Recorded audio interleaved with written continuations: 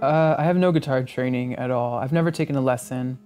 I bought my first guitar when I lived in LA. I guess I was 20 or 21. It's a long time ago. And I bought a book and CD and learned like 2 or 3 chords, and then I got bored and just stopped trying to learn chords. And ever since then, I just sort of mess around with it and come up with stuff. So I can only really play stuff that I've written because I just make it up and then I'll hum a melody and start coming up with lyrics. My name is Brannan, and I'm releasing an album called Always, Then, and Now. Well, the first song I ever recorded was a song called Soda Shop, which is just, it was in a film that I was an actor in called Short Bus. A couple years after that, I put out my first album of all original songs called Goddamn. The next year, I made a covers album with like 2 originals and 8 cover songs. A couple years ago, I put out another one called Rob Me Blind. It's all originals. A little more produced. I worked with this like superstar producer named David Kahn, who was like a genius, my complete dream producer. So I'm really proud of that one too. And now I've got this one coming. Actually, I did an EP of foreign language covers last year. Doing an EP of, what is it, like 9 songs in 6 or 7 different languages is not the most, I don't know, it probably wasn't my most lucrative decision that I've ever made for a release. But I've been so lucky to travel the world touring and go to so many different places. And I learned from this friend of mine, John Cameron Mitchell, who directed the film Short Bus that I was in, to like when you visit another place to learn a song that people know in their language. And it's really a great way to sort of entertain them, and they seem to get a kick out of it and really appreciate it. So I started doing that while I was touring for years, and I just amassed this collection of foreign language cover songs. And some of them are really great songs, and I was just like, I want to record these, you know? That's how I've approached my whole career. I just do what I want to do, and sometimes it's a little strange, and that's, you know, it's what I have to work with, and it's what I enjoy. So I want to look back on everything that I've done and been like, yeah, that was really authentic, and I feel good about it. So I do feel that way.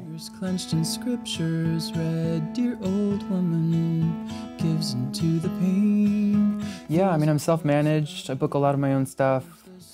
I do all the online marketing and PR, and it's a lot of work for one person.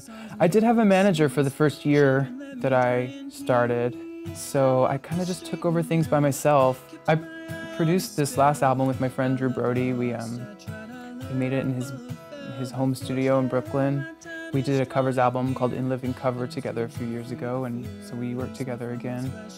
A couple of the songs are older that I wrote a while back, and one of them actually I've tried to record many times and just never really worked out. Uncle Anti-Socialite, it's called. It's finally recorded, but it's an old song. And then some of the songs I was writing as we were recording, and so it spans a long period of time, which is partially, you know, where the album title comes from, Always, Then, and Now, which is also a track, the first track on the album.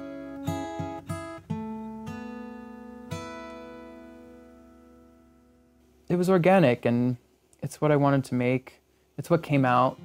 I don't plan hit singles, obviously, since I haven't really had any. But, you know, it's all very sort of personal and improv.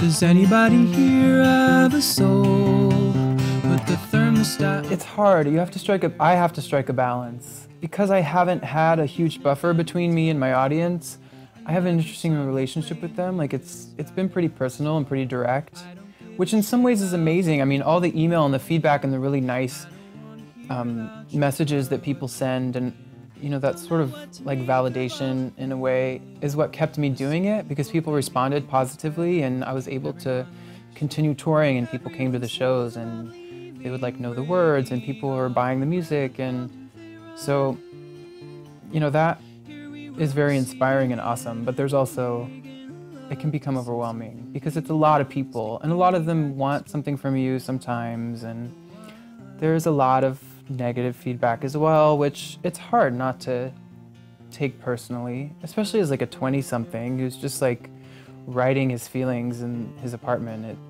3 in the morning, putting them online. You know, like I said, it's been invaluable. I would have no career without him, but especially the older I get, I have to step back sometimes and like stop tweeting for a while.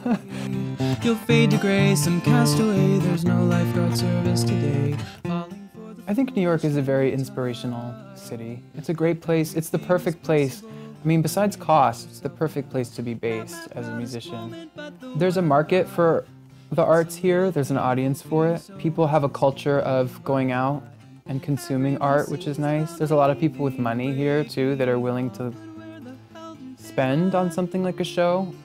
It's the kind of city where you could play every single month and people would actually show up. There's a lot of cities that you can't play more than like once every year or something because it's just different, you know? They don't have the habit, I think, of consuming arts as frequently. You know, it's an easy place to be creative or inspired, or just walking down the street, it's like there's so much going on that things just come up, I think. I love New York City. I mean, it's my favorite city in the world. I just take everything one step at a time. I don't know what the future holds. I look at every album and every tour as the last one because you know, most people don't have careers in entertainment, period. And then people who do, like, it doesn't necessarily last a lifetime. So I just kind of try to do what feels right. I try not to put too much pressure on myself in that sense. I would love to do more acting.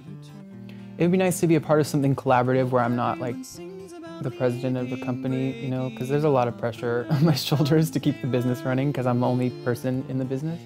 Yeah, it'd be good to be creative in a different way, switch it up a little bit. Or maybe something completely unrelated, I don't know, maybe I'll go be a doctor.